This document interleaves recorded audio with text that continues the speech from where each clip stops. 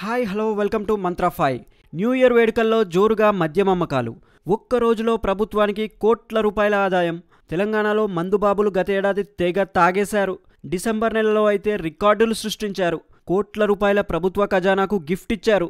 తమ జేబులు గుల్ల చేసుకొని మరీ ప్రభుత్వ ఖజానా నింపే ప్రయత్నం చేశారు. తెలంగాణలో డిసెంబర్ చివరి వారంలో రికార్డు స్థాయిలో మద్యం విక్రయాలు జరిగాయని లెక్కలు చెబుతున్నాయి. తెలంగాణలో న్యూ ఇయర్ సందర్భంగా లిక్కర్ సేల్స్ జోరుగా సాగాయి. 3 రోజుల్లో 625 కోట్ల విలువైన మద్యం అమ్మకాలు జరిగాయి. న్యూ ఇయర్ సందర్భంగా అర్ధరాత్రి 12 గంటల వరకు లిక్కర్ షాపులు, వైన్స్కి అనుమతి ఇవ్వడం, బార్లకు 1 గంట వరకు ఓపెన్ ఉండడంతో మందుబాబులు పండగ చేసుకున్నారు.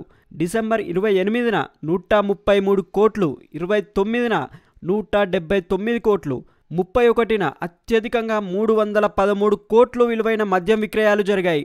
న్యూ ఇయర్ సెలబ్రేషన్స్ పేరుతో తెలంగాణలో మద్యం ఏరులై పారింది. వేడుకల పేరుతో జనం విచ్చలవిడిగా మద్యం కొనుగోలు చేశారు.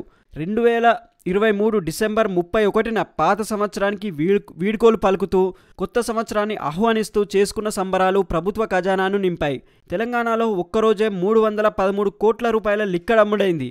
ఒక్కరోజులో మద్యం విక్రయాలు జరిగిన తీరు ఇప్పుడు అందరినీ ముక్కున వేలేసుకునేలా చేస్తుంది. మరిన్ని ఇలాంటి ఇంట్రెస్టింగ్ వీడియోస్ కోసం మా ఛానల్ని లైక్ చేయండి, షేర్ చేయండి మరియు సబ్స్క్రైబ్ చేయండి. Thanks for watching.